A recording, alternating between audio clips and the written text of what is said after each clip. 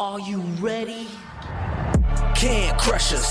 It don't really get no better than this the podcast that you're looking for if you're really heavy into wrestling.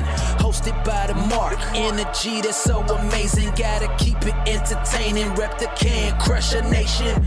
Yeah, you know what's going down in the ring. Lights out when you hit a ding ding. Knock 'em out like boom bada bing. Hold it down, you can crown me the king. Gotta shout out to the Miz and Duke the Dumpster. We choke slamming everybody. Power driving, hit 'em with a face buster. Yeah, this the show you need and it ain't no need for waiting. Mark, hold it down for the Can Crusher Nation. All about wrestling and keep it entertaining. Can Crushers Wrestling Podcast. Time to break 'em, let's go. Yeah. Can Crushers. Yeah. Can Crushers. Let's go.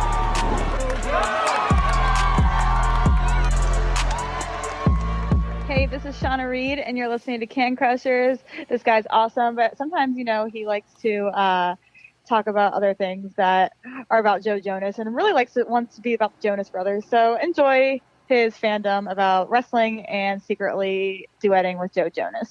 Oh, Shauna Reed, how you come back into my life. Ladies and gentlemen, welcome back to Can Crushers Wrestling Podcast. If this is your first time, thank you. Thank you for joining us. Hope you stick around for a long time. I'm going to be generic. Hit the like button, do all that cool stuff, because every little tick on the radar helps us grow even more. We're available on Facebook, Instagram, and Twitter. All of it's at CanCrusher69. And just do all that cool stuff to get us out there a little bit more. If you've been here before, welcome back to Can Crushers. You know how the Spotlight episodes are my favorites as we deep dive into wrestlers' lives, their careers, stuff like that. And today we have a youngster I really don't know a ton about. There's a huge story to go with how we met and everything. And I'm going to wait to tell it on the podcast, but it's really cool. It is really cool. He attends the Rhodes Wrestling Academy, so maybe you will put two and two together. Shauna Reed, who you heard from making fun of Joe Jonas's love that I have, also attends Rhodes Wrestling Academy. His name is Slim7. Yeah. Currently the Rhodes Wrestling Academy champion right now. I want to dive into his young career, find out what's making him tick, how he got into the professional wrestling. You guys know the whole shtick, but there's some things we have to do. We have to tell you about collar and elbow. Hats, hoodies, tees, sweats, all the cool stuff that Al Snow and his hooligans have down at Collar and Elbow. Go ahead, buy it up. And then when you check out, use a promo code, Can Crushers. Capital C in Can, capital C in Crushers, all one word, will save you 10%. And yes, it does help out the podcast. So that's cool. If you ever want to give back, buy some stuff from Collar and Elbow. The merchandise is amazing. I continue to wear, knowing what I know, I have my Dusty Rhodes Collar and Elbow shirt on right now. One of my all-time favorites, just because it's Dusty. You know I have his tattoo on my sleeve, and they're comfortable. I've had it for a couple years now. It doesn't stretch, doesn't do anything like that. So, Collar and Elbow brand, check them out. Guys, if you want to be part of the show, go ahead, reach out in our DMs, or send us a email. Some people still do that. Yes, they do. cancrusher69@gmail.com. We'll get you on your show. We'll get you to do a spotlight and all of that. But I'm ready to talk to Slim7. In one of his promos, he says, pro wrestling is what's real. The rest of the world is fake. I'm already in love with boy, and I can't wait to find more about him. Let's go. Here comes Al Snow, and then we'll come back to talk to Slim7. Wrestling. A love and a passion we all share. I've started a wrestling brand. The wrestling brand. A brand founded on the aspects of wrestling. Two entities working together to create a product that connect emotionally for people everywhere. Collar and Elbow is the brand. Passion and love for wrestling is the drive. I am Al Snow, and this is Collar and Elbow, the wrestling brand.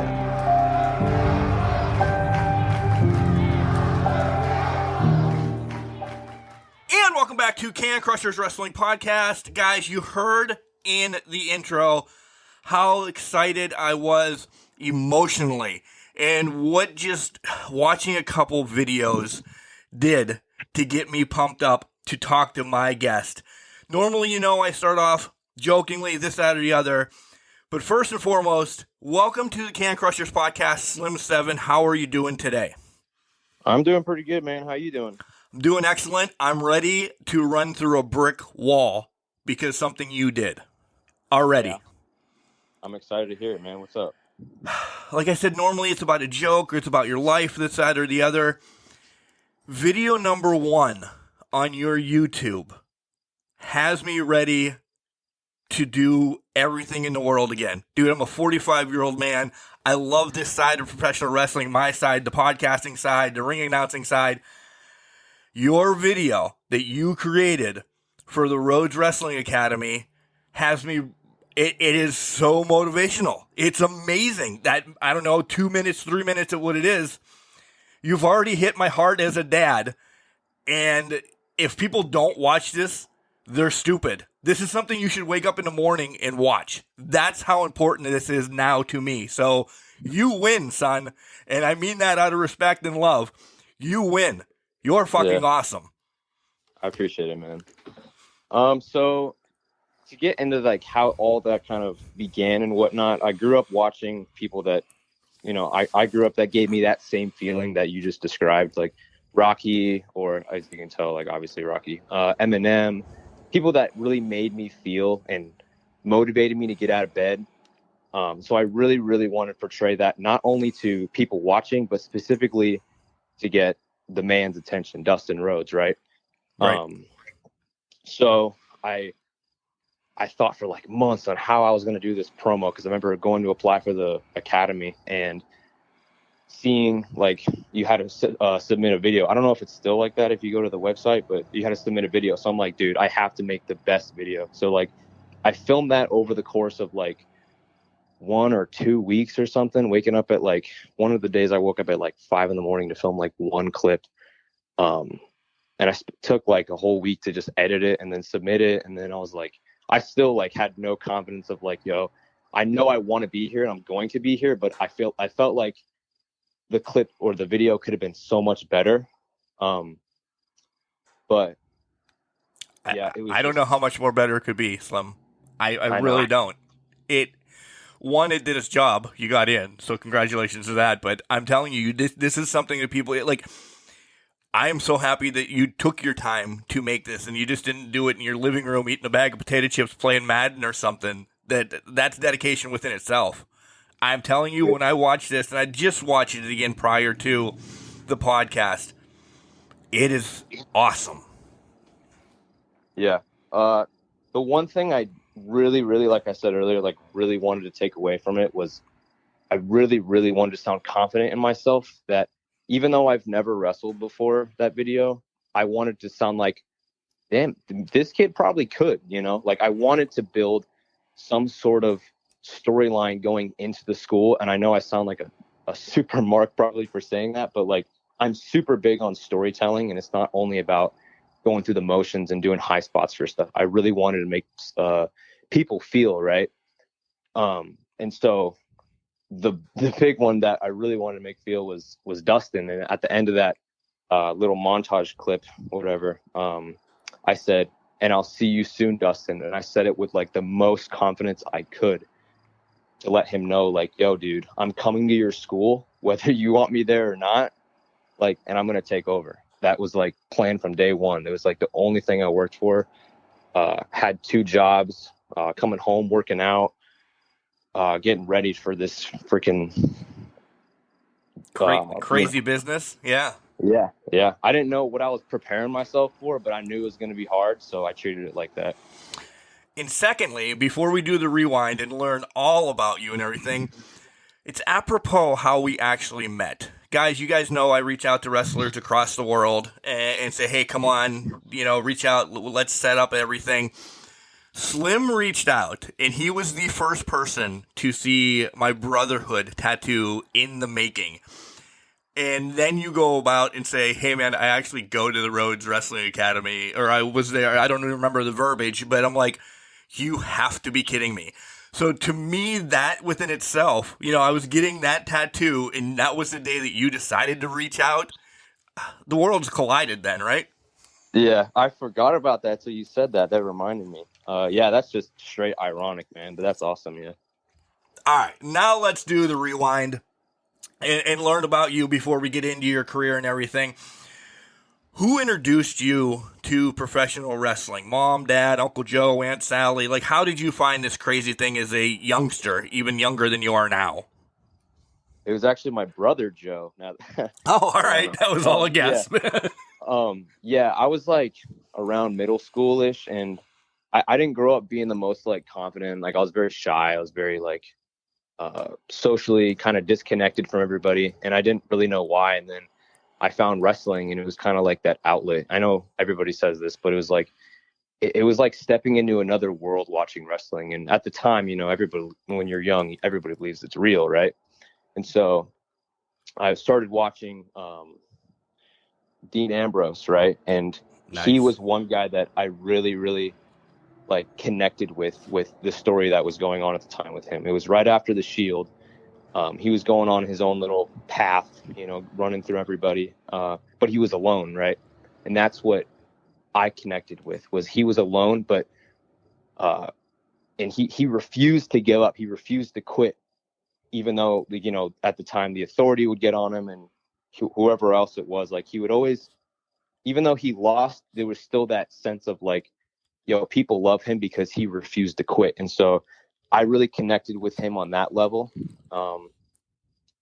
And I did like a bunch of research on wrestling right after that, and just started really, really looking into it. And around high school, I was like, well, it was around the time where I'm like, what am I going to do with my life? Right. And I was like, well, I know I want to do something that I love. I want to do something that makes me feel like I want to get out of bed in the morning. And at that moment, I didn't think I want to be a wrestler. It was just like, well, I guess it makes sense to be a wrestler because that's the thing that makes me feel right. Yeah. So it was right after high school where I had it was COVID. Like, I graduated in 2020, so like it was a whole disaster. COVID grad, yay! Yeah, that was me. So like it was right as COVID was happening, and it was just like I just moved to Texas as well, and I was just like had no like sense of a path in my life. So I was like, I'm just gonna go to the Air Force because I didn't know anything else, right? Like, I knew not a big fan of school at the moment. It wasn't really my thing. So I'm like, I know I can work hard, so I'll just go to the Air Force. And then right as I was about to sign up to go, a logo popped up on my dad's phone, and he's like, hey man, I know we're talking about this Air Force thing, but I want to show you this. And I know it's been something you've been looking for a long time. And it was the logo for the Rhodes Wrestling Academy. Wow. Yeah. That's crazy. A couple things that I got out of that. One, that it popped up on your dad's phone. So let me go the family verse then real quick. Family super supportive of this. They're crazy. They've been to your shows and all of this. Oh yeah, for sure. Definitely. Okay. I'll make anything else, yeah. So dad kind of gave you the extra push. And you said earlier that lack of confidence or kind of shy guy, I guess, growing up. I hear that often from talking to professional wrestlers, indie wrestlers, however. And I hate using the word indie wrestler, so everybody's a professional wrestler to me. Professional wrestler.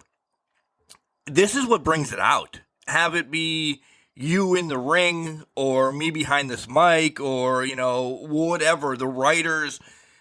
Wrestling is a sickness for all of us, in a good sickness. It's not like the COVID or anything like that, but like once it's in you, you can never have it leave you. You can step away from wrestling. Maybe you did in high school for a moment, but it always brings you right back in, right? Yeah. So you talked about Dean Ambrose being one of your favorites growing up. Who else? Because kind of rolling this around to see who you are, and we'll get to that here in a minute, but like, who else did you like growing up? Like wrestling wise, Yeah. or like in general? Yeah, well, all together. Yeah, I'm sure you liked Mom and Dad and people like that, but I'm just, yeah. Yeah. For like wrestling wise, I liked around the guys that were kind of around in 2014, like the top guys. I like the Romans. I like Seth. I like, I don't know, those top guys. But as the years kind of went on, I kind of had like a different favorite every year. Then I grew to like AJ Styles when he came in. Who else? I don't know. I would have like little runs with different people. I'm like, oh, I like this guy. He's my new top guy. Or I'd go back and look at old wrestling and I'm like, oh, he's my guy. I'll just research and watch, Jeff Hardy, the guys from before I started watching wrestling, I'd go and do my research. CM Punk at the time. Those guys, like, really, it was mostly the guys that, it wasn't only the high spots, like I said earlier, it was people that made me feel, and it was a specific storyline with each of them that really made me feel. I don't remember what most of them were, but I remember I'm like, heck yeah, man. Like that's cool. Like that's what was important to me. I'm glad you said those names. I have none of them on my list, and we're not there yet. But everybody on my list, because you've said this several times, is all built around storytelling. So you being this young into the business and knowing the business, you know that storytelling is, to us older guys, and I'm saying 45, 30 to 45, sometimes we don't like all the flips in this, and it's cool. You're super athletic, but if there's no story to go along, you kind of lose this once in a while. So you Right. have the right, I'm sure Dustin has put this into your head a million times. Even a match has to have a storyline in the grand scheme of everything, right? Right, exactly. So let's go back again at high school. What did you do? Because you're super athletic already. What were you doing in high school? Baseball, basketball, anything like that? Honestly, all I did was track and field. Like I did like sprints and whatnot, but it's funny because I saw that like it was my baby steps to get into pro wrestling. I remember signing up for one of the track meets and thinking I'm one step closer to become a professional wrestler. It had nothing to do with it, but like in my brain, I'm like pushing myself out of my comfort zone and pushing myself physically. And,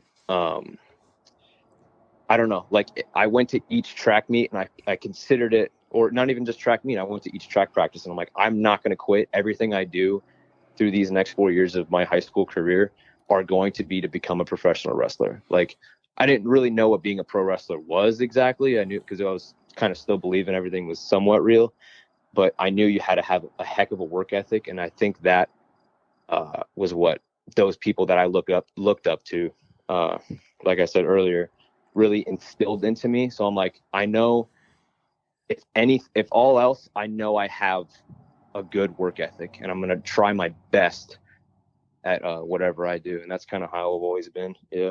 So the cardio you had going into, wrestling training as we transition to that. And I'm sure around here, track and field also gets in the weight room. It doesn't maybe do as much as the football players or anything like that does.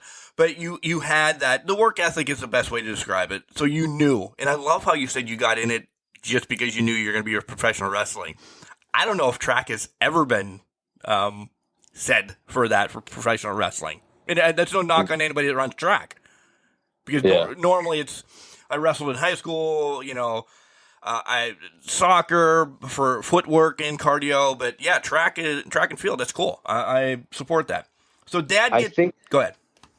I think the track and field, like what I took away from it the most was that it wasn't the physical, like running and whatnot. It was the mental part of it, right? It was like, this is going to be hard, like each practice or whatever, it was hard. And I'm like, it's only going to get harder. And it was training me mentally for like, are you sure you want to do this wrestling thing? Because it's going to be harder. And so it kind of instilled that like mentality of like, whatever you do, man, put your all into it, right? Yeah, for sure. That's great life advice within itself. So I'm guessing then you weren't really a fan, and I'm not knocking you, of track and field. You just did it to do the next step. Oh, a fan of track and field? Oh no, I hated it. Yeah. Okay, good. I hated it. Yeah, Good. yeah, it was terrible. So Dad gets that text, the logo, and then what's your next step? You just make the phone call that day, and you're on your way? For this academy? Yeah. So we were actually supposed to move back to Florida at that time, and then he saw the logo for that school, and he's like, man, like he knew how much it meant to me.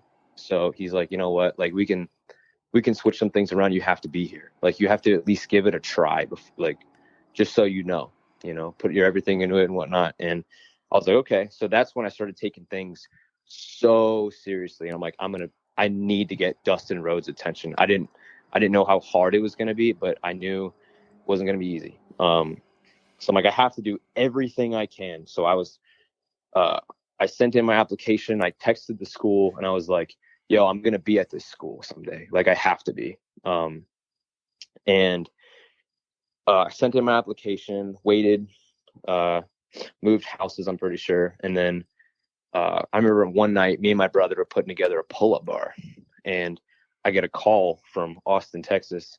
And for a split second, I'm like, yo, Joe, shut up. This could be Dustin. And I'm like, I'm looking at it and I'm like, it probably isn't though.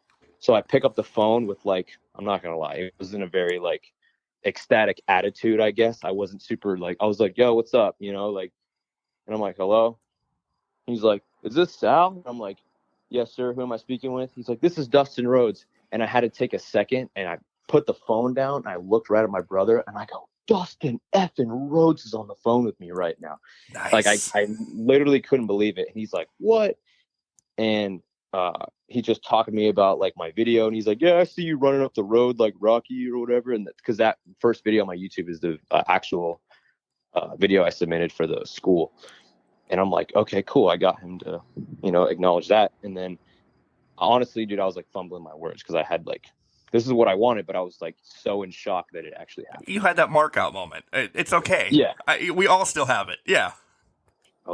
I couldn't believe it. And so as soon as that happened, I'm in my room and I have Dustin on speaker and my mom and dad are right next to me. And we get all the information and whatnot, hang up. He lets me know the dates or whatever, and then put the phone down. And my dad goes, now it's time for the longest Rocky training montage of all time. I love your dad. I love your dad. It was January that he called and he said, I want you for my camp on August 27th. So I had like 8 months to just do everything I can to get ready for this school, which honestly had no idea what I was doing. All I knew was just push myself beyond belief. So it rolls to August because you've just busted your ass for those 8 months. It's all you did. You threw away anything else in your life and you have trained. We're now at August. You show up at Rhodes Wrestling Academy day one.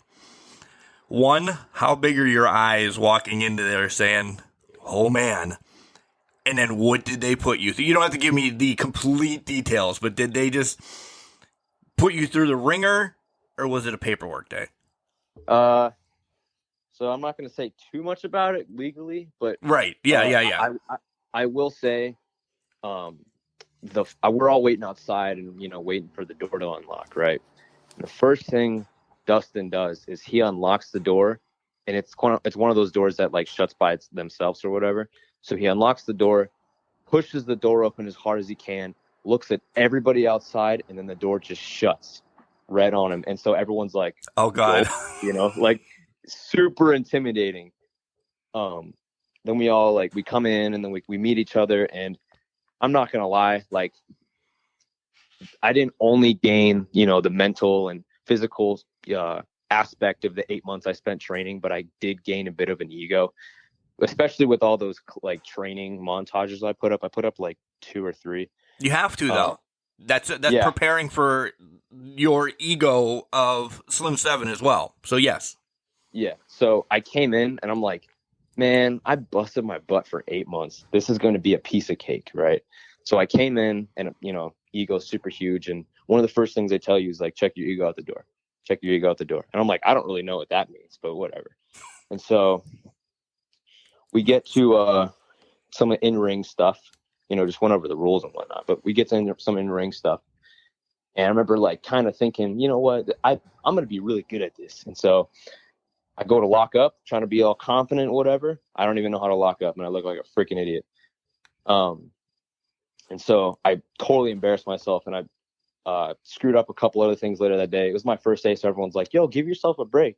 But then end of the day, we're just all talking about it. And then I get to my dad picked me up, and I just collapse into the car. And he goes, how was it? I go, you know what? I suck at this right now. But for one thing is, I'm going to be really good at it someday. I knew it. I knew when you said with the ego, I knew that's where the story was going to go. I really did. And it's awesome because that's your low then. That's your low. You're like, oh man, what the hell did I get myself into? And the next day, maybe that ego's not as high when you walk back in, but you're like, I'm ready. This is, brick one of the path that I'm taking over the wrestling universe, galaxy, or whatever, right? Yeah. That's awesome. Yeah. Let's talk first match then. How are the jitters? How's everything again backstage? And then once you blow out of the curtain, is it gone? Or were you like, oh man, what am I going to do when I step on that apron? I actually don't remember like what it was like coming out the curtain when I had my first match on the third showcase. But I remember like, they say like, if you're not nervous, you don't care. Right. So of course I was nervous and I was overthinking, and I'm like, yo, and I had a really good dance partner with Chad Lennox. I'm pretty sure he's been on the show too. So he was helping me through. Like, I was super like honored that he picked me. It was Dustin and him that were like, yo, let's have Sal versus Chad. Right. So I was like, yo, that's exactly what I wanted, because I would always see him on the showcases prior, and he like pissed me off because I'm like, yo, what is this guy always here for? Right. So right. Like, this is the guy I want. And it actually happened. And he was super helpful, like guiding me through the matches or the match. And it went pretty much like as planned.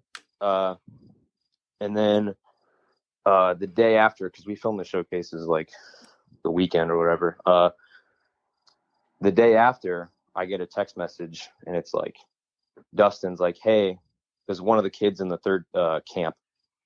He fractured his thumb or his wrist or something, and he was supposed to be in the tag match. And we get a text message, and it's like, hey, Joey can't be in the tag match anymore, so Sal's gonna replace him. And I'm like, I was like, I just had my first match yesterday, and it took me like 3 weeks to like memorize it. So now I'm getting put in a tag match with like 3 other people. And I'm like, oh yeah, good attitude, like trying to be confident. I'm like, yeah, I can totally do it. And I get there, and we're going through the match like 20 minutes before we actually film it. And I'm like, okay, I can do one thing in this match. I only asked to do one thing, and I'll get to it in a second. But I was like, I took the heat or whatever, and we built a pretty solid tag team match for what it was. And I'm like, the only thing I want to do, and it was just to kind of have a moment, was I wanted to do a frog splash, because when I was a kid, me and my dad would like wrestle, like in the living room or whatnot. Of course. Yeah, I still beat the hell out of my 16-year-old. Yeah. Yeah. So I always did this move called the Salvatore Splash. And it was pretty much just, I jump off the couch onto him. But was it Eddie's or was it D'Lo's? There's two different frog splashes there. When I was 9, it was just a jump. Okay. All right. Yeah. But when I did the one at the showcase, I was just like, I don't really like know how to do a frog splash. I'm just kind of like, I've seen it on TV a couple times. I think I can do it. So I did it. We practiced it, and Dustin's like, yeah, you can do it. And so we ran it for the match, and I was like, dope. Like, everything went like fine. And I was like, yo, it blew my mind, because I was like, wow, I just went over this match like 20 minutes ago, and we just did it, and it was like really good. So yeah, that's how that went. It was freaking awesome. That's cool. There is one full match on your YouTube. It's you and Mike Orlando against a couple guys. I don't want to focus on the match. I want to focus on your cameraman. Was your dad the cameraman that day? Yeah, he was. He says one thing that, again, Slim, I love you from everything we talked about so far. And I don't know if he meant to say it remembering that he was recording or not. And Dad, if you're listening to this when this comes out, he says he's up there because of you. And my heart just melted. Who was he talking to? Who is this about? Like, this is... Can Crushers Wrestling Podcast knows I get dad moments. This is a dad moment. Yeah. Like, who did you just warm the heart of right there?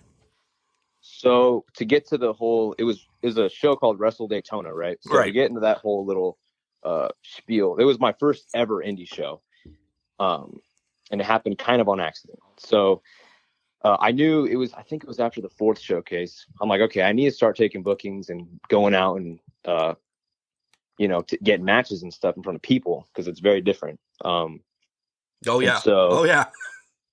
Me and my dad took a trip to Florida. And we were just looking, because, I used to live in Florida and whatnot. And so we were just going through and seeing like old people that we used to talk to, or, we went to the flea market, and just, meeting up with old friends, and because we knew a lot of people at the flea market. And one of the people, they had like a flyer for Wrestle Daytona, and some guy, and he came up to me, he's like, oh, you're a wrestler right now? And I'm like, yeah. He's like, oh, you going to Wrestle Daytona? And I'm like, what's Wrestle Daytona? And he's like, oh, it's this wrestling show, you should check it out, all these guys are going to be there. And so they had like big names, like Nick Gage was supposed to be there. Mike Orlando is your tag team partner, for the love of God. So yeah. Right. So I got to meet a lot of cool people there, but we actually, like, to get on the show, the guy who was running it had he had like a toy store on the side. So we went up to the toy store, me and my dad, and we talked to him about like wrestling and like who I am, where I'm from, who trained me. And I was like, yeah, like if you have an extra spot on the Battle Royal, I didn't upload the Battle Royal on YouTube, but he's like, yeah, we see you have a Battle Royal. If there's an extra spot or whatever, Sal would love it if you could fit him in there. So we talked about it then, and did the battle. We got there. We offered to like wake up super early, help set up the ring. He even gave me like a little signing booth. Like, we printed a big banner with my name on it and a big picture of me. Nice. Printed a bunch of t-shirts, wristbands, like little merchandise, whatever. So we had our own little booth right next to the guy that was running the show, which was really cool. And we did the Battle Royal, and then I look at the whiteboard, and it says my name in a tag team match too. And so I meet the other guys. I can't remember their team name, but it's in the YouTube video. But yeah. And they're like, yeah, Sal, you're gonna be teaming up with Mike. And I'm like, okay. They're like, yeah, he's really cool. He's a bigger dude, so, and he's like has a lot of experience, so he'll help build this match when he gets here. Like, okay, cool. Like, not to rib on him, but I never heard of him, right? So I'm like, okay. So I meet him, and he's this freaking giant monster. Yeah, and I'm like, his name is the Green Machine, and I'm like, okay. And so we're going through this match, and we're just talking about whatever. And the one thing I paid notice to that entire show, and this isn't to rip on anybody on the show, but like we were talking earlier, it's not only story, but connection with the audience, correct? Right. Like, I watched that show from my little signing booth. I'll sit next to the guy who ran the show. We were both watching it or whatever. And I didn't say anything, but in my head, I was like, none of these people really care, right? None of these people seem like, well, maybe they did. I don't know. Invested. Yeah. Like, they weren't really like totally into it. So I'm like, okay, So when I go out in this tag team match, I'm going to have to really like make something happen. I don't know what it is, but I'm going to have to really make these people feel like they're included, because that's how I want to make people feel, right? Like that's how I grew up, was like I didn't always feel included. And now that I'm in wrestling, I want to make people feel that way. And I came out, I had my wristbands, I threw them everywhere. I was high-fiving everybody, super freaking white meat baby face. But yeah, it was very like it's weird to say this too, but you would think like being in front of people, you would feel more nervous, but actually I was so tame, calm, collected. It might have been a mix because it was my hometown I was doing it in, but at the same time it was like, dude, like this is so much easier than filming the showcases. I don't know why, but I think it's because I could just be myself. You look like you were in your element, running around the ring, high five and everything. Like you look like, I got this. I didn't know it was essentially only like your fourth, fifth match, essentially. Oh, the tag match? Yeah. It was like my first match in front of people, but yeah, like my whatever, fourth match maybe. That's crazy. Like you looked comfortable. I see people, our closest indie wrestling up here is Pittsburgh. When you go, even months after their first match, they're just like, they're like in their own head. And it's not a knock on anybody that you're listening and we've talked to you and you've been on the show or anything. I'm not knocking on you. I'm just saying a crowd can feel that. And that's what you did to the crowd. You took that out of their head saying, we may not know who the hell Slim 7 is, but he cares about us and he's going to give us a hell of a match.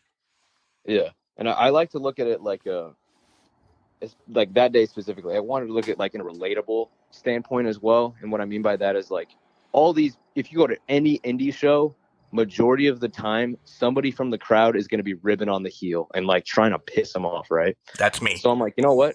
I'm going to do the same thing. And I'm the good guy. I'm like, hey, what do you guys think of this guy? What an idiot, right? Like, and they're like, yeah, dude. Like, and so I didn't have to be like, yeah, come on, right? Like, it was all natural because I was just one of them. Right. I just so happened to be in a wrestling ring, I guess. That's how I saw it that day. Agreed. In that match, awesome. You wouldn't know, again, as I said, you wouldn't know that's fourth, fifth match or whatever because it looked great, man. It did. I'm going to keep pumping you up because some of this, the lack of confidence will roll back around. Listen to this in a couple weeks or something again. Dude, you're going to be there. Listen, you know that. Keep that ego at check, but keep it forward, not in the back, because you got something. You do. I appreciate it, man. That means actually like a lot right now. This is the time now we find out who Slim 7 is. All right, my 3. And the last podcast, I think I was 1 for 3. But the person was like, but I could see them. I'm like, okay. So I batted maybe 500. I'm giving myself. Okay. I see Finn Balor's moveset with you. Okay. Okay. I see, and we talked a little bit about this, I see Flip Gordon, because you could be that baby face, but you can also be that mercenary / asshole if needed. Yeah. And then the storytelling part, and I went from the tag team match on the storytelling. Which one? The Orlando one. Okay. Essentially. I see Robert Gibson. And people are like, oh man, Robert Gibson. Without Robert Gibson, there's no Ricky Morton. Without Ricky Morton, there's no Robert Gibson. There's no Rock and Roll Express. So it's not a slap. You told so much of that story, getting beat and this, that, and the other, that, yeah, like those are, to me, those are all good names. You know who Robert Gibson is, right? I'm not saying it mean. No. I know who you're talking about, but I haven't watched a lot of his stuff. Right. It's way before your time. And I keep everybody, some old, some new, in and out. But yeah, tag team. I went tag team in this. And one, and I said earlier in the show, all tell a story in the ring. So you've already, to me, got that whole storytelling thing, check. Athletic, check. Man crush, check. You're good looking. Like, you have it. Now you just need to rinse and repeat, rinse and repeat, rinse and repeat. Yeah. So how close am I on the two that you do know? No knock on Robert Gibson if you're listening. We love you. But of the two that you do know. I mean, for the most part, you're pretty spot on. They're not like guys I exactly try to. Well, no, you should never steal complete movesets. Yeah, right. But they've influenced a lot. Yeah, for sure. Like I see like one thing on TV or on my phone. Like I watch a lot of Flip Gordon on my phone. I follow his Instagram. Or Finn Balor. I see a lot of the cool things they do, or just anybody in general. I see a lot of like cool little spots, and I'm like, oh, I'm gonna steal that and tweak it somehow, right? So that's kind of like what I watch from them specifically. As far as like the athletic stuff goes, I remember like the fourth, or I think it was the fifth showcase. It was the fifth showcase.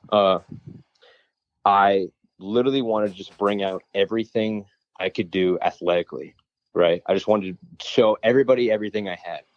And I remember talking to my buddy, and he's like, now, Sal, what's going to happen when you have nothing left when it comes to your moveset? You just show everybody everything. So I'm like, I mean, that's a good point, right? And I'm like, it's a valid point. Yes. Once you like show everything you have, everything becomes less of a big deal. Like, not to rip on these guys, but look at Sammy Guevara or Darby Allin, right? I love those guys. They're like very Ricochet. I love everybody you just named, but damn, it's slow down once in a while. Right. And it's just like, focus on like what your story is. And so I feel like what you'll see more of from me now is like a bit more of a technical side mixed with an athletic ability. So of course, like toss a flip in every now and then, but like I'm not a big flippy dude to begin with, so I don't want to have to keep raising the stakes of like, oh, what's he going to do this time? Because then you get like trademarked as, oh, he's going to do something crazy every time. And then you become, you know, Jeff Hardy doing a swanton bomb at his age, you know, like, right. It's hard. Exactly. And you shouldn't, I'll say it. This is not Slim saying this. He shouldn't anymore because they don't look like they did 20 years ago or 30 years ago. Totally agree. So Slim did say it. Yeah. All right, let's take a break from wrestling a little bit, and then we'll come back with some of the like not harder, just thought-provoking questions. But what do you do on days off? I feel that you're technical, you're into music, video games, you're like, you got a nerdy side to you as well, right? Yeah. Oh man, that's a tough question, actually. I get asked that a lot. For the most part, I kind of just go to the gym.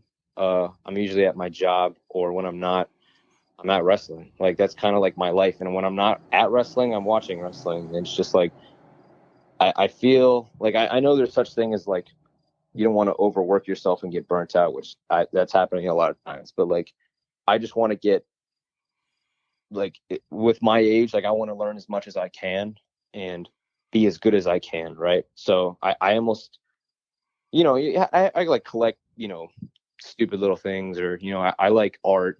You can't skim over stupid little things. Like, what are we talking? Okay. Like Funko Pops, wrestling figures, or and none of those are stupid, by the way. Or are you talking like dolphins? I have a couple of pretty expensive Funko Pops. My dad's a big Funko Pop freaking connoisseur. He's got a bunch of them, but I have a little bit as well. I think my prized possession, though, and something he got for me was, you ever heard of The Last Ronin? It's a TMNT comic book. I have. Yeah. I have like the original copy of it, where the first like 100 or whatever copies got flooded in I think it was the factory they got made in. So a lot of them got ruined. So this is like the original cover, and it's very, very expensive. I'd say that's like my prized possession. I see it every morning. It's behind, dude. It's really expensive. I know it is. It's behind glass and everything, right? You have it like uber protected. Please tell me, like the dog's not going up and licking it or anything. No, okay. No, it's top of my closet kind of deal. Like every morning I get dressed and I look right at it every day. That's like my my number one thing, man. But yeah, other than that though, like for the most part, I'm pretty busy. But like I said, today's like my day off, so I'm pretty much just chilling. Other than that, How about tape study? How far do you go back? Are you, again, knocking on you a little bit? Don't know how Robert Gibson is, but how far do you go back? Are you into the 80s? Are you completely 90s yet? Does Dustin make you guys watch, saying, hey, maybe because you're going to get a little technical, watch some Larry Zbyszko, watch some, Arn Anderson, or I know you who those people are, but I'm just saying, like, does he make you watch stuff way before you were born? For sure. Like, I have a little group chat with my buddies where we just send matches to each other, and I'm always watching, and it's little things that I didn't notice that they say. They're like, oh, watch how he does this. And I'm like, oh, that's why we do it like this, right? Or I watched like a lot of the guys I grew up watching, but I watched them when they were younger. So like I watched Bryan Danielson, or I watched like AJ, or I'm watching a lot of Will Ospreay right now. I know they're the newer guys, but every now and then I'll toss in a Larry Zbyszko, or I used to watch a lot of William Regal, still do. That's a great watch. Yeah. Yeah, watch a lot of William Regal. But yeah, I watch a lot of my the guys I grew up idolizing, and sounds kind of stupid, but I like watching them kind of learn over the years. So like each year I see something different. I don't know. I think that's kind of fascinating to me, and I can kind of relate to that. No, I understand. From John Cena being the prototype in OVW to John Cena being the super stud movie star, pops on WWE every once in a while, he changed 180 degrees. Rapper was in there, Dickhead was in there, Superstar. Yeah. So that's really cool to see that they can shift like that. And it helps because, listen, Slim 7's going to change in the next 30 years as well as you're wrestling. Why not build on legends like that and see, all right, he did this first. Maybe let me just reverse some of the order. I mean, it's wrestling, first off. Everything has been stolen, borrowed, copied, whatever. As long as you put your own little spin on it, it's yours, right? Yeah, for sure. I think one of the things I'm just starting to like understand is trial and error with things, right? Like when you have to try things in order to know if it works or not. Like with specific characters, you see how many characters has Chris Jericho done in the past 10 years, right? In the last 6 months, but yes. Exactly, yeah. But they all work. Exactly. I guess he's a bad example because his all work. But somebody who they're always going through a gimmick change, and you always have to reinvent yourself. You have to keep yourself relevant. You can't be stuck in that same bubble of like, oh, I did this character, 10 years ago. I'm gonna keep doing it, because people get burnt out and they get tired. So you have to reinvent yourself. I haven't really invented anything in like specific, but I'm slowly starting to build, I think, something, and I'm going to try to show it, or I'm going to definitely be showing it like over the course of the next couple showcases and on the indies. But it's just kind of like learn as I go kind of thing. Trial and error too, like I said.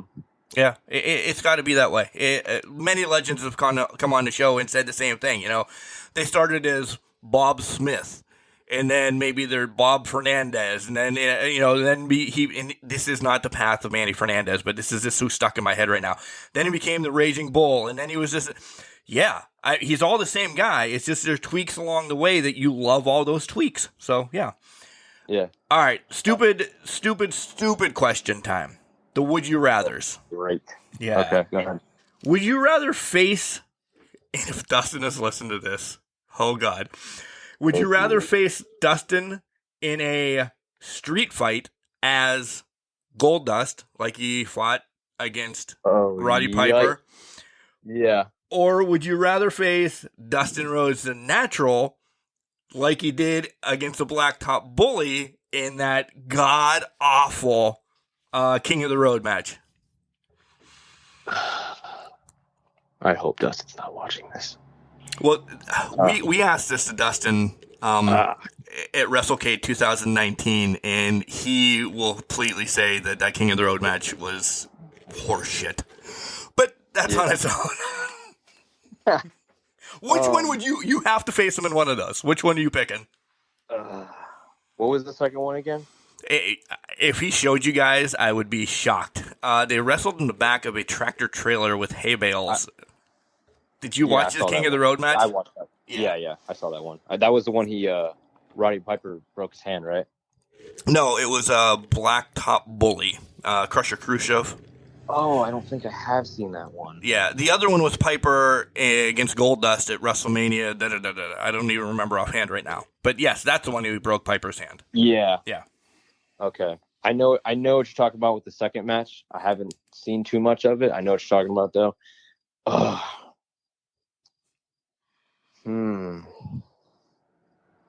Probably the first one. The street fight. Goldust. Probably. I don't know. I'm kind of into street fights. I don't know. Like, especially because Goldust was such a flamboyant character. Like, I just like to see out of my own entertainment, like what he would manage to, I guess, do. I don't know. Yes. Yeah. I don't know. Like that. It was like a weird, interesting character. It was so comfortable to watch, but it was like everybody was so invested, right? His tattoo. I have a tattoo of Dusty Rhodes. It says "Hard Times." And it was either I'm going to get a Goldust one and then Cody's tattoo as well. But then I'm like, no, I want the Brotherhood since they're both there. So no matter what, Goldust essentially was going to be on my arm at some point. But I thought the Brotherhood was more apropos than, next one. Would you rather have a ladder match against Jeff Hardy, because you brought him up and we've brought him up a couple times, or Edge? Which year Edge and Jeff Hardy? Not now Edge. Oh, definitely Prime. Like when the first TLC came out. That type of, Well, I'm getting speared off a ladder then. Or clearly. Yeah, okay. Or Jeff Hardy. Oh, my God. Jeez. I'm getting swanton bombed with a ladder on top of me. Or speared from the top as you're grabbing the briefcase or the title or whatever. Yeah.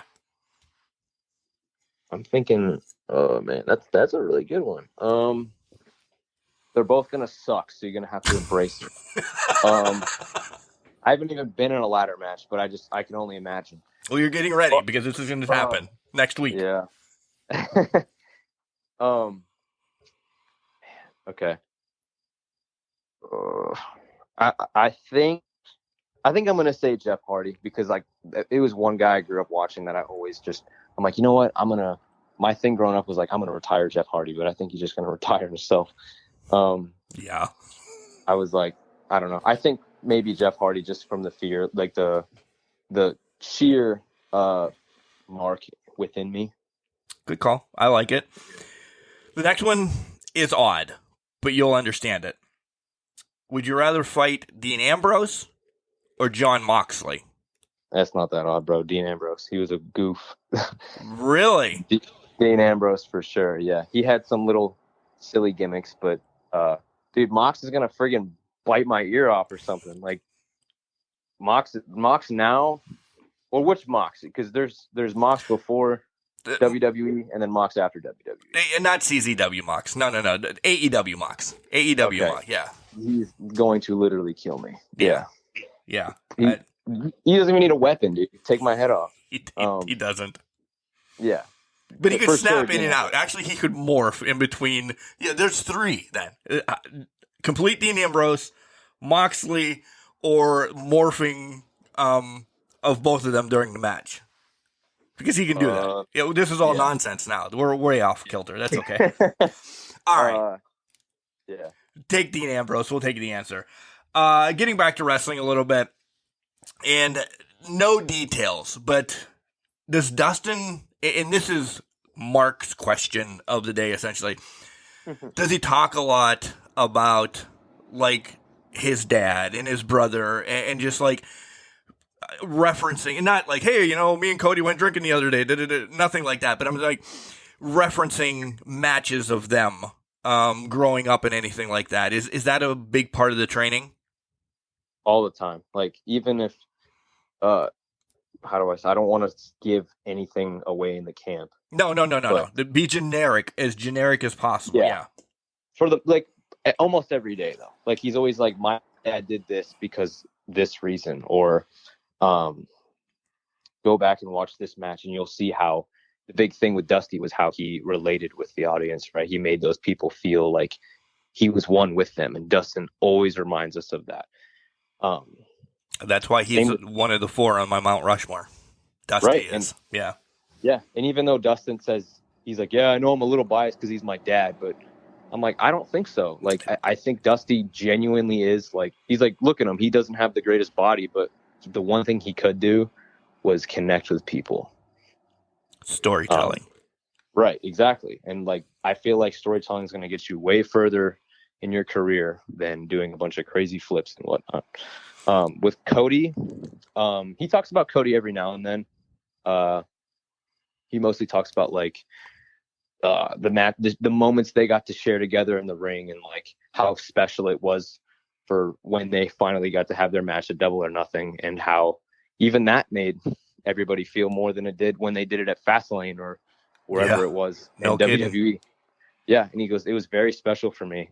He felt like his dad was there watching, and he always says like, after that, I'm never fighting my brother again. So I just got the shivers. I did. Yeah. That is this interview wins for me. Yeah, because some of your highlights that you really want to talk about in your career thus far. You know, very young in your career. We'll say through training and everything, you're about 2 years, right? A little over a year, but we round. Almost. We round up. Yeah, there you go. Round up. So about 2 years. What are some of your major your things that you're like, yeah, I did that. What are you the proudest of right now?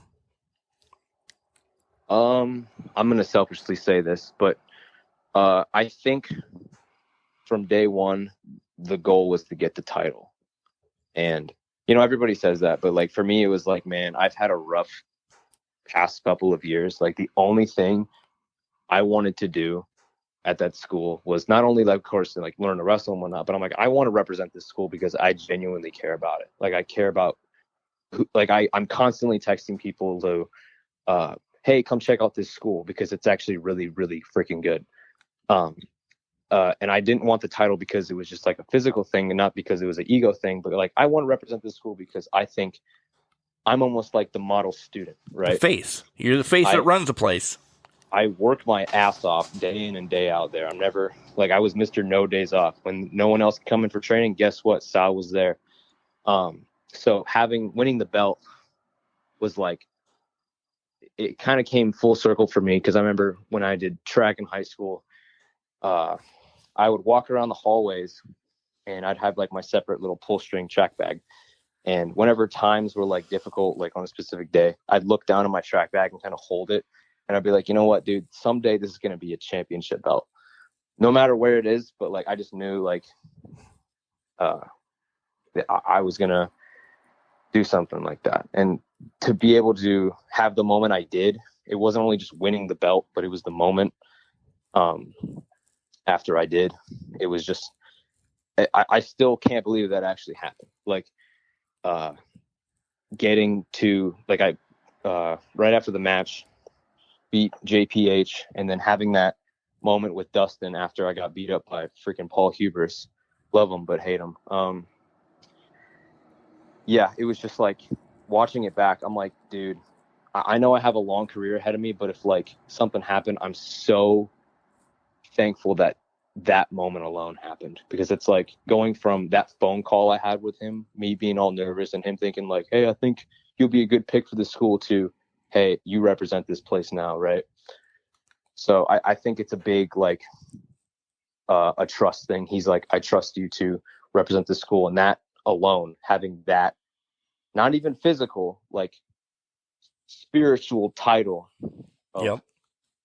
That trust that you are going to do good for his brand, essentially. Right. You're exactly. his marketing right now. Yeah. So, yeah. Congratulations on all that. I agree. That's an awesome moment. Again, this is where Mark becomes a Mark and chills and everything. So that's cool that you said that. Wrestling has changed from when you started to watch it to now, good, bad, or ugly. If there's one thing, one like stigma that, because wrestling's filled with them, let's not sugarcoat anything. What would you, if you could erase one right now, like what do you want out of wrestling and have it be like all inclusive, or what do you want just disregarded in wrestling right now?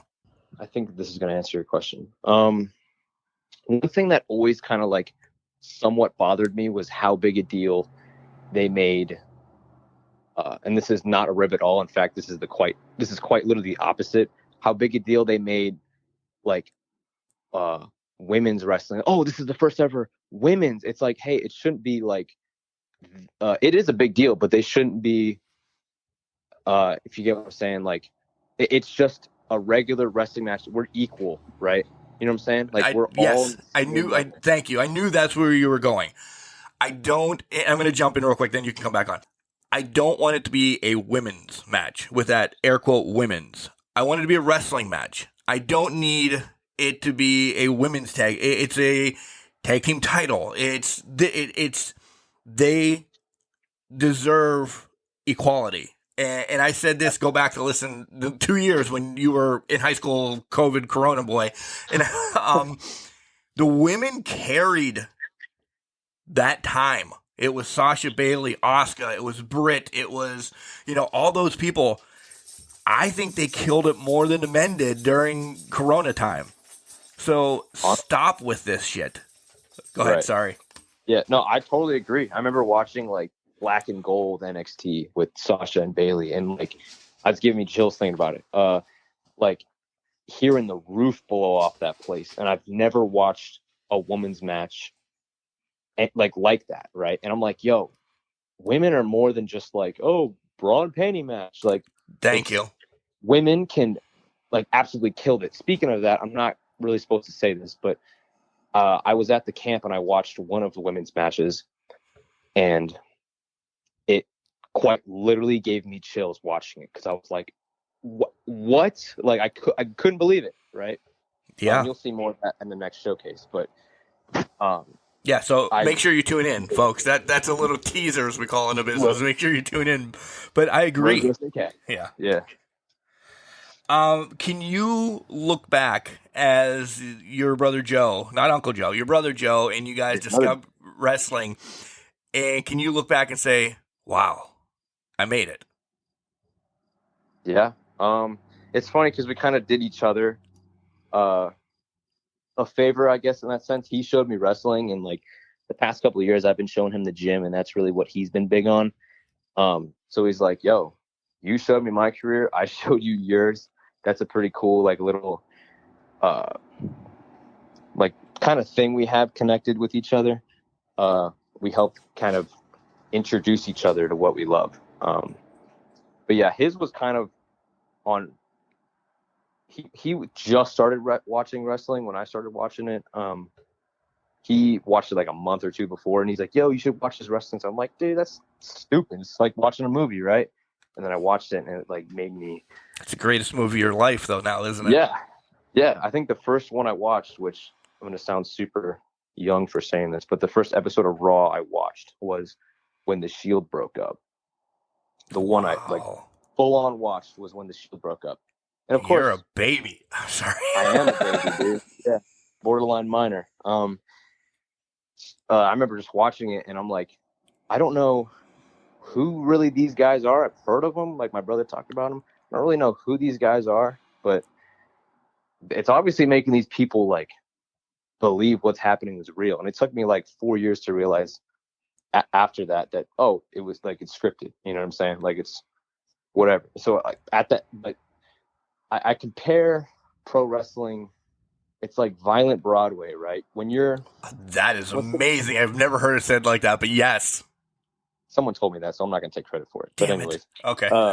But just quote me on it when you take a clip from it, though. Okay. Yeah. I always use this analogy. I use it when I'm talking about it at the school. When you're filming a Spider-Man movie and you do a really, really cool scene, right? Like, let's say, spoiler alert, Spider-Man No Way Home. I don't know. It's been a couple months, so you just plug your ears, whatever. If you're listening to this, Right. when Toby and Andrew walk through the portal, when you're filming it, it's just Tobey Maguire and Andrew Garfield. When you're in the theater, it's like, you know, it's madness, right? It is. The only way for it to, like, what am I trying to say? Like, you don't get that feeling being there in person, unlike wrestling, where something crazy happens, somebody turns heel, somebody does something, whatever, a big spot, like, it's immediate reaction, right? Like, it's unlike anything else. You can be, I think I said the analogy with Avengers Endgame when he goes, Avengers, and he's like, assemble, right? Yes. When you're filming it, like, nobody really cares because you're just there's no crowd there going, yeah. Right. And there's no, like, I'm not saying there's no magic because I'm not a freaking actor, but there's some sort of, like, even though majority of the people in that building believe it to be, they know it's scripted and whatnot, there's some sort of, like, magic that happens where everybody in that arena wants to see one thing, and that's a good show. And it's just this electricity and energy just watching, and you're like, oh my God, everybody here, we're on the same team, right? Exactly. When you go to a UFC fight, you got one side versus the other. When you go to a pro wrestling match, it's like, yo, the performers are here to put on a good show, and the audience is here to see a good show.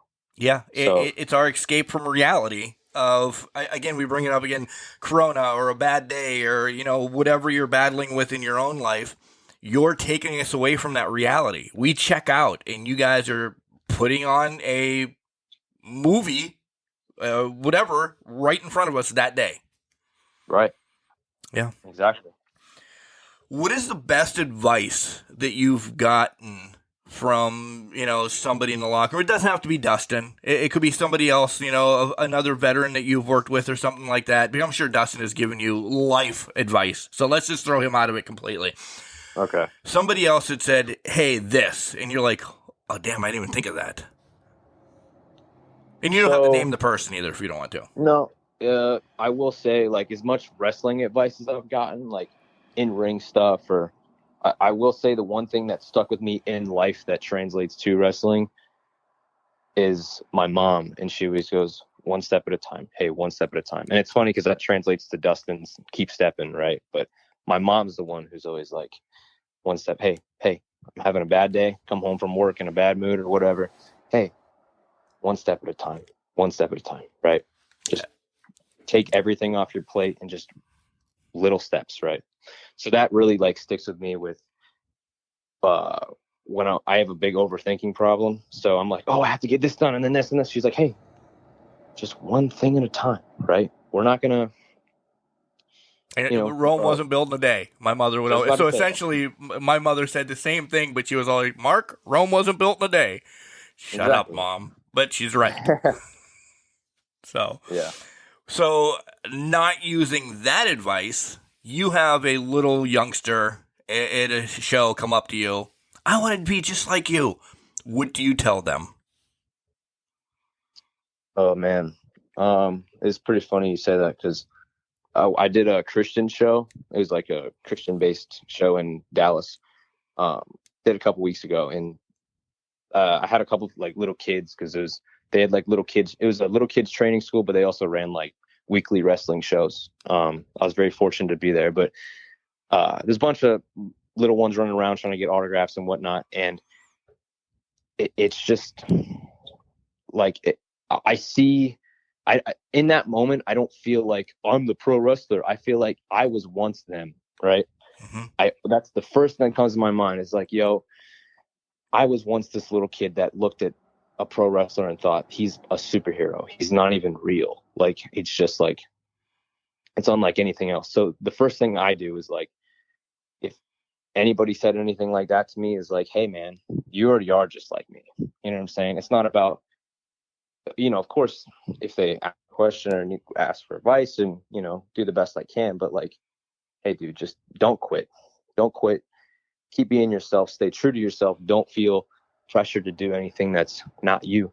And so that message alone has gone a long way in my life, because I've had a lot of situations that could have taken me out of my goal, and just staying focused on what I wanted kept me out of trouble, kept me good. Because I'm like, I know I want to do this wrestling thing, and I know that doing something like this that was bad or whatever, it wouldn't help get to that point. So if, like, to answer your question, like, the little ones are... That was perfect, yeah. Yeah. To piggyback that, and I asked this to the youngers, meaning you, people, 2-3 years into the business, because the older guys know. How does it feel that you are somebody's Dean Ambrose now? That kid that you gave an autograph to, you're the reason now he wants to be a professional wrestler. And we're rounding up 2 years into the business. You're the reason why he wants to be Max the Conqueror or whatever the kid's name is or whatever. Yeah. You're that now. As long as he doesn't end up like MJF, I will be good. But come on. Yeah, hey bro, I had to. It's just, it's so surreal to me. Like, I don't believe it sometimes. Like, I just go on a day-to-day basis and live my life, but at the same time, you forget. I said this to my buddy when we went to that show. I was like, it's easy to forget why we do this. Like, of course, wrestling is fun. It's obnoxious. It's, crazy, stupid, whatever. But and that's all out of love, by the way, too. There's other stuff that you can say mean about it. Oh, of course, yeah. But the reason we do it is to, like, give back and give that people that emotion.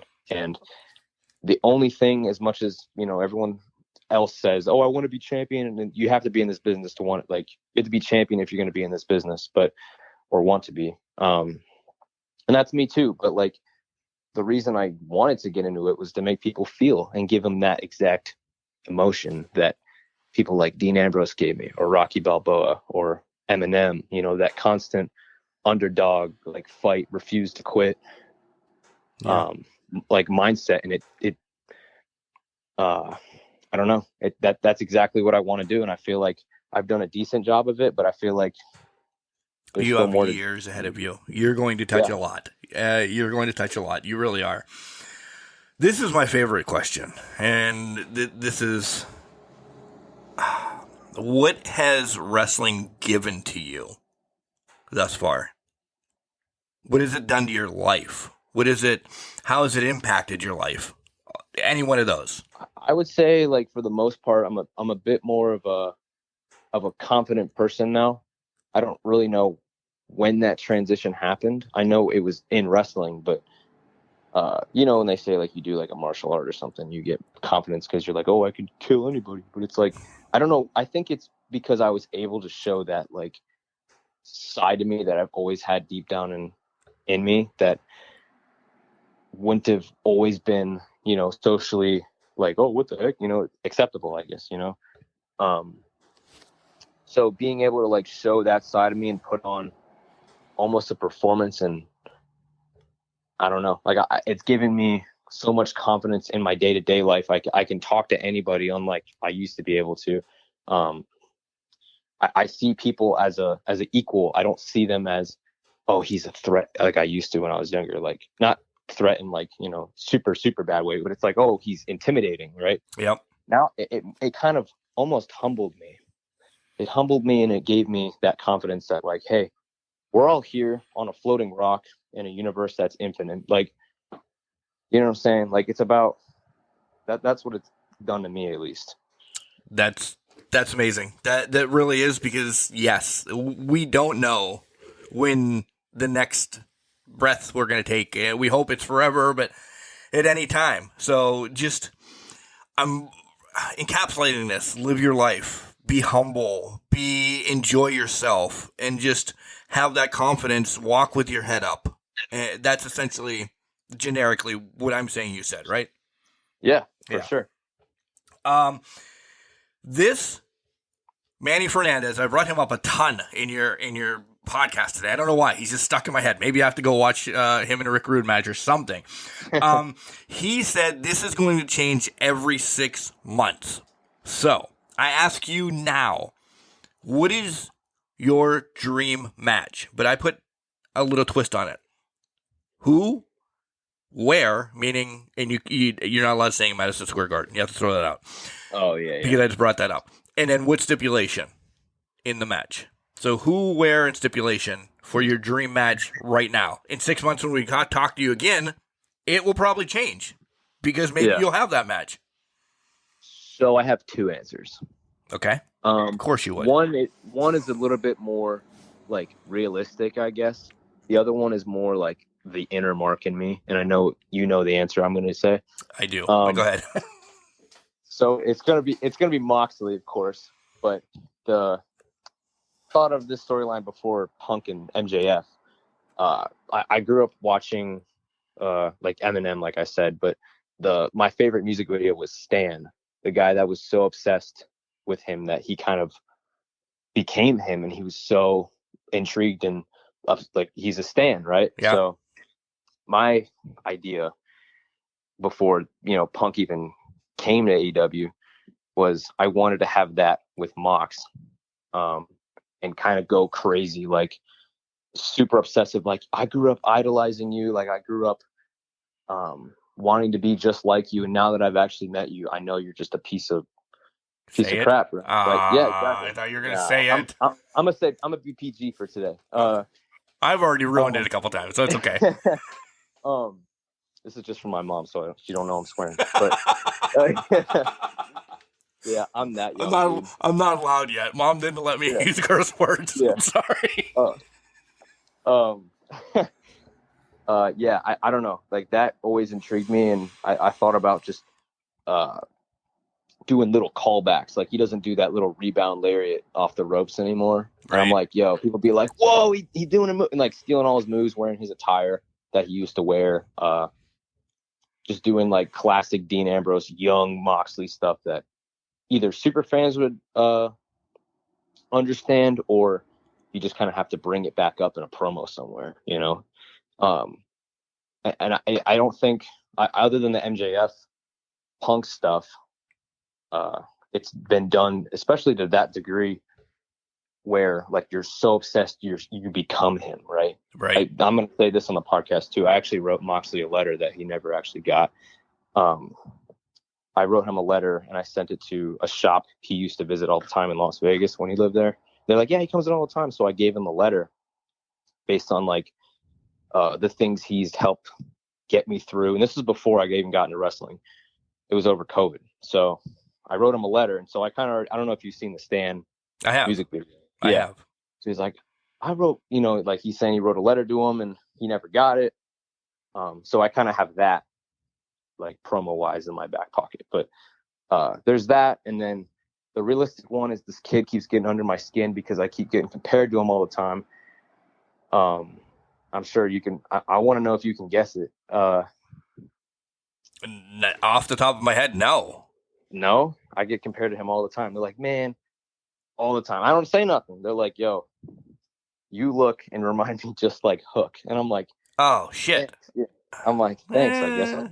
They're like, you look just like him. And I don't know, like I hear a lot about him and it almost, I'm like, oh, that's the realistic one I want to have is, I think, if we had a sleeper match on Rampage, like that's the foreseeable, like, I can actually see that one happening for sure. Like I can see it being like, oh, it's just this kid from the Rhodes Wrestling Academy, right? And it's Hook, and we have this like, whoa, these young kids can hang. You know what I'm saying? It's not just a spot fest. It's like a proper wrestling story. Like, and it doesn't even have to be on Dynamite because I want it to be. When you watch Dynamite, you have expectations. When you watch Rampage, not that it's bad, but like, it's almost like, yo, did you watch Rampage? Like, right. That match was crazy. That's why I want to be there. Like, I love both of them. You have freaking building stories for both of them, which is amazing. Normally people just like, I want to wrestle Eddie Guerrero. Da, da, da, da. I'm like, holy crap. I'm like, okay, so All right, but where do you want these to happen? Like city-wise, venue-wise? That's a good question. I think it would be pretty cool if the Moxley one happened in it's the Ocean Center in Daytona. That's actually where I had my my match when I was teaming with Mike Orlando. Right. That quick little, I don't know how long this is gonna be quick, but take your time. We got all day. The first AEW show I ever went to that I ever saw was Fyter Fest when Moxley debuted against Joey Janela. And I saw that in person, and it came to my hometown in Daytona. The last show they did was Double or Nothing in Vegas, and they went right to Daytona. And I'm like, this is like meant to be or something. Like, this is of all places you could go, right? Right. So I think that would be pretty cool because I would get to bring my talents home again, and that's where I was raised. That's where I loved Dean Ambrose. That's where I loved John Moxley, and being able to bring that home, that'd be pretty special for me. That or Cincinnati, and I just get thank you. See, I was waiting for you to say Cincinnati, or I was going to jump in and say Cincinnati, because if you're going to morph into him and be this super psychotic guy that just follows him, beating him down in his hometown as him is perfect. It's apropos. I would have to be the heel. That's like I think that's the preferred situation. Like, selfishly, I'd pick Daytona, but right, like preferred situation, it'd have to be Cincinnati, and I'd have to get booed out of proportion and just be this like low confident, like, yo, I love this guy. Why do you guys hate me? Like, just be so obsessed. I don't know. That's probably where it'd have to be. Renee's at ringside, and you're following her around as well, kind of trying to swoon her. Oh yeah. I want this book now. Yes. Yeah, right? Like little Nora walking around just like, this is your daddy. I grew up loving him too. Like, I don't know. I think about this stuff too. I think about this stuff way too often, but I'm such a mark. You have to be a mark for yourself as well as wrestling. We all are marks. And I say this all the time to people as well, you're a bigger mark than I am right now because you're doing it. I'm a mark for Tony Schiavone and Jim Ross and like communications major. This is my thing. Like, I love wrestling. I like this side because I love the storytelling and everything. So we all got a mark in us. And my mom duly named me. So she knew this kid's going to be a freaking mark. So I might as well just name him it. That's my joke all the time. Goals moving forward for the rest of this year and 2023. Because, come on, and again, you're a baby in the business. We're not taking over the world in 2023. We have that vision, right? We understand that. So, but what are your goals? More states, more televised matches? What do we have that we need checked off by the end of next year? I think this was my thing. Is I like you said, like it's not take over the world, but it's like have that vision. And I think, like, since I'm with the Armada and I have some other buddies, it's like, we take over the indies, right? Like, we represent each other. You know, we're the Armada, so we're wearing each other's logos or whatnot. But we represent each other and we take over and we leave that impression like, oh, the Armada boys are coming. You know what I'm saying? Yeah. It's a lot harder to do when you're by yourself or even just in a 2-person tag team. When you're all together, and let's say like Paul Hubris or Hubris, he's gonna hate me. In the UK, right? He's taken over that territory, and they're like, oh shit, and he represents the Armada. You got Chad Lennox, you got Lucas Chase, Shauna. Am I forgetting somebody? It's my own team. I can't even freaking remember. And I think that for me, this next year, by the end of this year as well, I really want to leave this like ugly scar, and I know Moxley says that too, but like the Armada boys are coming. You know what I'm saying? Yeah. That's what I think. That's what our goal is.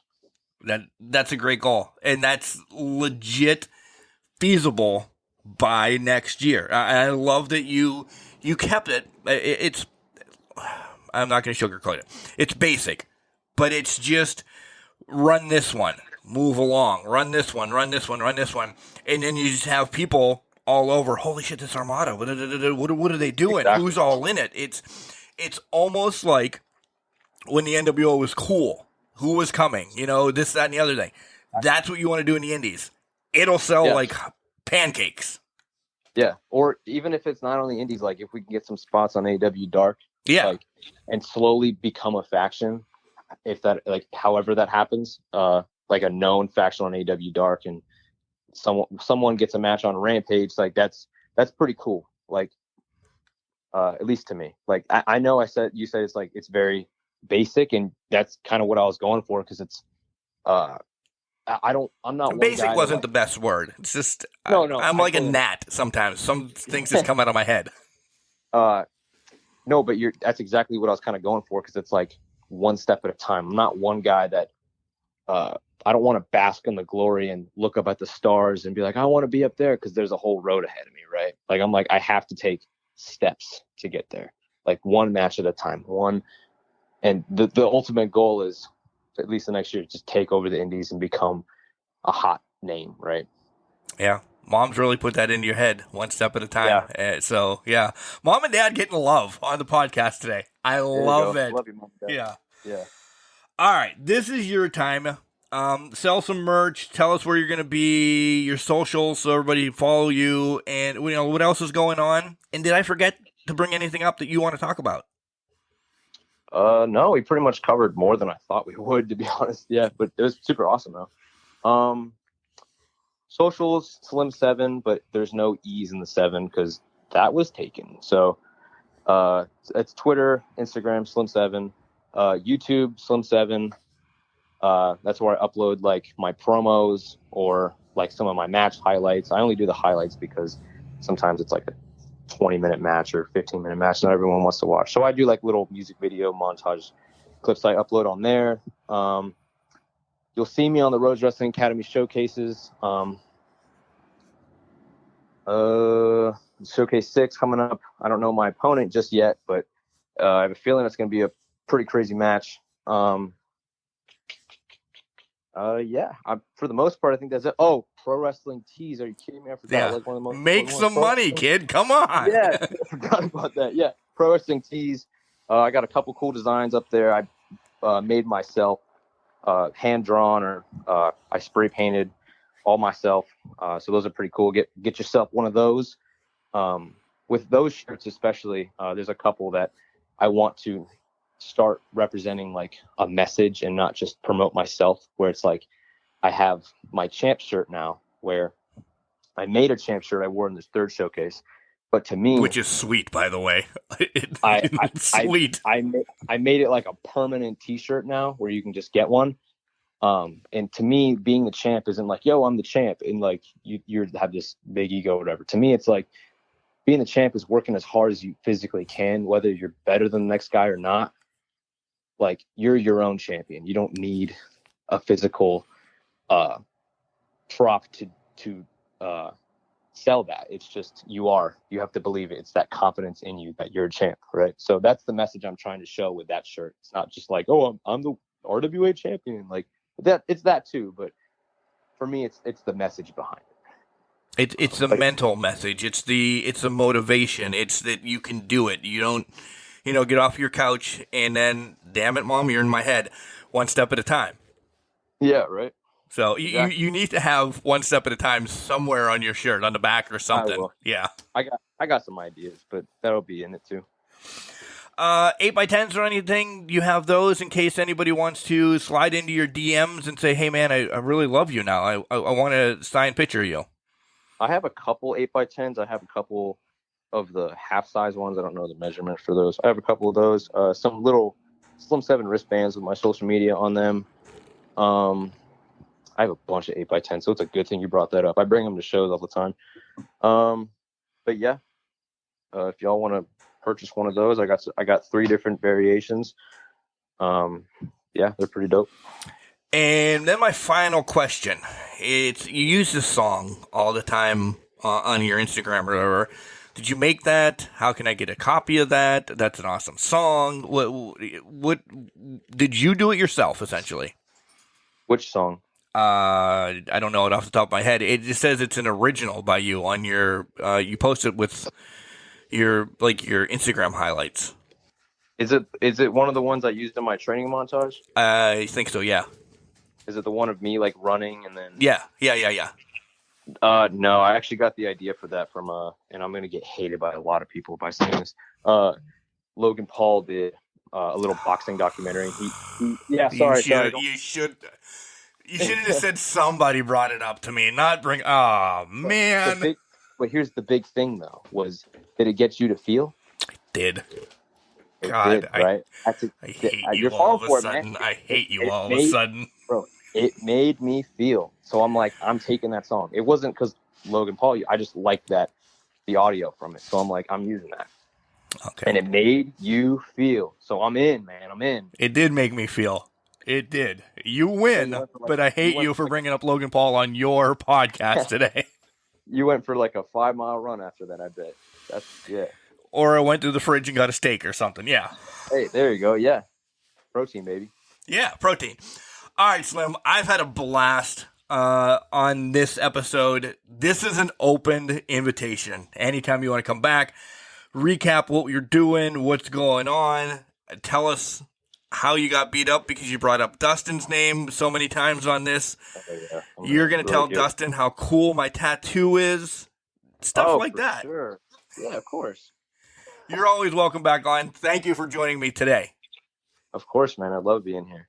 Ladies and gentlemen, that was Slim 7. You heard everything about him. From the text or the logo that showed up on Dad's phone to saying, hey, try this. Let me stop right now before we talk more about Slim and just say, Mom, Dad, you're listening. Great job. Great job raising a wonderful human being in your son. I'm bringing the fourth wall down in wrestling right now. Great job for raising a great human being. The stories that we heard on here today, what his wrestling done to him, how it's helped him out, the advice he helped with the kids, and he knows that was him looking up to Dean Ambrose, and so much more. Kudos to you guys. One step at a time. Again, Mom, my mother told me the same thing. Rome wasn't built in a day. I live by that. I do. Sometimes it just gets crazy, and you just have to really relax. Thank you, Mom, Dad, because without you pushing Slim into this, and I don't think you had to push that much, but just showing him, I think the wrestling world would have lost out on something very special here in the near future. As for Slim, you son of a gun, I love you. You're almost like a wrestling brother now. This is awesome. I really, again, the recap all the way back to the beginning, the video you made, still a couple hours after podcast is done, I'm still ready to run through a wall. You know it. You understand it. Kudos to Dustin for embedding it into your head. But I'm ready to run through that wall because you understand the story. I love the story. Make sure you look up who Robert Gibson is, too, if you're listening to this, because he'll help you tell a lot of story in your tag team matches. But you understand it. Awesome. Thank you. Always welcome back on. Guys, follow him. Go out and buy some stuff.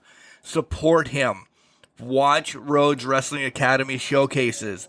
Watch them. They're awesome. They really are. And to go all the way back, I didn't know that I just put Shauna Reed in today because I knew that she went to Rhodes Wrestling Academy as a teaser at the beginning of the show. They're kind of together. And son of a gun, Shauna's just back in my head again, telling everybody that I love Joe Jonas. Yeah, that's, it works. It works. And that's the thing. Man, I love this. I love this interview. Dad moments just filled in this interview. So, Slim, thank you for reaching out as a tattoo parlor that day, getting my brotherhood tattoo. It kind of means a little bit more now. Remember, guys, just because you're trash doesn't mean you can't do great things. It's called a garbage can, not a garbage cannot.